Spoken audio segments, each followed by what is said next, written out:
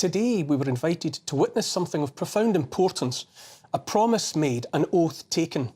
For those who care about the truth, an oath is no small thing. An oath is a solemn appeal to God, asking him to bear witness to a promise. But more revealing by far is how a person making a promise or taking an oath actually behaves, what they do.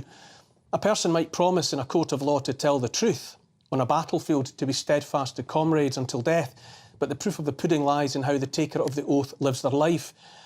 It would have been easy to be distracted today by pageantry and pomp, all the music and marching. That's the name of the game on a day like today, razzle-dazzle 'em. But the heart of the matter of the coronation of King Charles III, like the grain of sand at the heart of a pearl, was a promise. The King's promise to us, the people. Charles promised and swore to govern the people of this United Kingdom of Great Britain and Northern Ireland according to our laws and customs. The laws and customs in question are not the endless pages of legislation drafted and enacted by here today and gone tomorrow politicians in Parliament, but the law that is old beyond the reach of memory, which is to say the immutable law of the land, which is the common law that by centuries, if not by millennia, predates any legislation drafted and enacted by any Parliament in Westminster. The law of this land of ours is that we are free people. We don't stand in line to receive our freedom bit by bit, like breadcrumbs dropped from on high. On the contrary, we are born free, and woe should betide any that seeks to compromise that freedom. The intention of the common law is that we govern ourselves with minimal interference from the state, knowing as we do right from wrong. In an ideal world, we tell the state what to do, enabling them as so many administrators. We appoint as our most esteemed servants those we trust to preserve our freedom. Implicit in our employment of them as servants is the understanding that if they fail, we reserve the right to be done with them and find others better suited. If you doubt me, see, for example, the Declaration of Arbroath of 1320, that most defiant assertion of freedom, the spirit of which went around the world and back again. Here in Britain, we are invited to trust that we live in what's called a constitutional monarchy. In our constitutional monarchy, the monarch is our most senior public servant. Each of us is a sovereign individual. Our monarch is also sovereign, the first sovereign among equals, and he is our servant. In 1688, on the accession of King William of Orange, the Parliament of the day had the treasonous temerity to claim that it, the Parliament, was sovereign. Ever since then, some parliamentarians have repeated the lie that Parliament is sovereign. In fact, our Constitution makes plain only the people are sovereign. The Constitution and the natural law that long predates the Constitution puts sovereignty utterly beyond the reach of Parliament for all time. Parliament can no more attain sovereignty than touch the face of God. Before and after 1688, and then the Bill of Rights of 1689, one Parliament after another sought to claim sovereignty over the people. All have lied by so doing. I've said it before and I'll say it again without fear of contradiction, and because it must be repeated until enough people realise the significance. It is only and always the people that are sovereign. Today we watched and listened as King Charles III promised to govern according to the law, which is to say our ancient common law. He thereby promised to defend our sovereignty as individuals and the sovereignty of this Britain. Implicit in his promise before God is that he understands and believes that Britain is sovereign and that he as monarch will keep it so, untroubled by the interference of outsiders great and small. Not to put too fine a point on it, by outsiders great and small, I mean the usual suspects. The WEF, the UN, the WHO, and the rest of the international acronym gangs. Those are unelected, unaccountable bodies, all seeking a hand in ruling over this country and all countries. Under the terms of an amended pandemic preparedness treaty, the WHO would award itself jaw-dropping powers. It proposes to empower itself to declare pandemics or states of climate emergency, and then to lock us down and impose whatever other restrictions on our freedom that they see fit. This is what I mean about profound importance. By his coronation oath, King Charles swore to maintain the integrity of Britain and to protect that integrity against any external entity. He promised that we would remain free. So far, so sovereign, but all of this begs a question. Are we a sovereign people or not? Are we still an independent entity with meaningful borders and supported by the commitment of our government to maintain the independence and sovereignty that our monarch swore to defend this afternoon? I ask this question because, considering what's been going on in recent years, a person would be forgiven for doubting that nation-states, in the West at least, are still a thing. Today of all days, Coronation Day, it seems appropriate to think about all this. If we are free people of the sort King Charles just swore to defend according to our law, if there are any nation-states in the West, why did we so recently listen to that Charles, then Prince of Wales and heir to the throne, talk about how we should build back better? In the same days and weeks that the Prince of Wales talked about the need to build back better, so did one Western leader after another. If this is a world of independent sovereign states, how on earth did it come to pass that they all apparently had the same thought, called for the same things at exactly the same time, as though they were in lockstep and reading from the same script? And if there was a script for the leaders of the West, who wrote it? Build back better, a narrow window of opportunity, the Great Reset. How come so many leaders of allegedly sovereign nations spoke the same words at the same time? King Charles, when he was Prince of Wales, stood shoulder to shoulder with those calling for the Great Reset, build back better. He has undoubtedly been an outspoken globalist committed to the notion of centralised control and decision-making. Today, he swore an oath to govern according to the law of this land of Britain, this sovereign nation of Britain.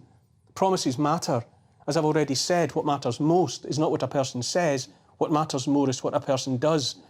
Net zero, digital ID, CBDCs, social credit scores, surveillance societies, 15-minute cities. The policies pursued by all those unelected, unaccountable bodies, all of those are erosions of our freedom. It turns out building back better isn't better at all, not for the likes of you and me. I have no time at all for republicanism, by the way. Elected heads of state, which almost inevitably means ex-politicians. That way lies President Blair, President Johnson, President Starmer. The fundamental problem and threat of politicians as heads of state is that they are creatures of the politics from which they spring, like gargoyles on the walls of a cathedral. In an imperfect world populated by imperfect people, I would make the Hobson's choice of a constitutional monarchy every time. The point of a monarchy, of hereditary peers as well, is that they are, theoretically at least, invested in the long term. Governments come and go with their egos, petty point scoring and manifestos focused always on political expediency, the hope of winning the next election. But for good or ill, the upper house and the monarch are supposed to consider the impact 50 years from now, 100 years from now. Theoretically, they see to the planting of the trees that will provide the necessary shade for our great-grandchildren. Any government will, given the freedom to do so, draft legislation that will enable it to do whatever it wants. Any government will put itself in a position from which it cannot be challenged or removed. There's another question worth considering. Should a government have the power to do what it wants or not? If you think not, then it's worth looking again at what was attempted by that Parliament of 1688, when the most ambitious clique in the land seized the opportunity to put itself above the monarch, and therefore above all of us. Long ago, long before Magna Carta or any other written document, our ancestors understood that individual freedoms were paramount. The constitution that evolved here in Britain, making us a nation of sovereign individuals, reflected that ancient wisdom. Governments can seek to paper over it all they want, to tell us this or that part of the Constitution has been superseded by an Act of Parliament. They can even pretend the Constitution isn't there. They can distract us with marching bands, bunting and flags. But the fact remains, and today of all days it's worth remembering, if not shouting from the rooftops, we are free people. That much is inalienable and undeniable. If a coronation like today's is to mean anything at all, then it reaffirms that freedom and promises it will last forever. So I ask again, are we a constitutional monarchy in a way that means anything, or are we not? Are we a democracy? And having the vote every few years is not democracy in any meaningful sense, or are we not? People will tell you we don't have a constitution here in Britain. In the US, people hold up their constitution like Captain America's shield. In the end, you might even say no constitution is required. In the end, it's about right and wrong, truth and lies, and we all know the difference. But our constitution does exist, and it carefully puts ultimate power beyond the reach of government or any other usurper. Our constitution enshrines ultimate power where it belongs, with the people. To anyone who says our constitution was superseded by the act of any government, I ask, do you accept a government can gather unto itself the power to do whatever it likes? If the answer is yes, then I say you accept despotism and tyranny. Here's the thing. I want someone somewhere to respect us enough to tell us the truth about Britain today. Then we'll know where we stand. Do the powers that be truly regard us as free people living in a sovereign nation, or do they not? Today of all days, it's not too much to ask.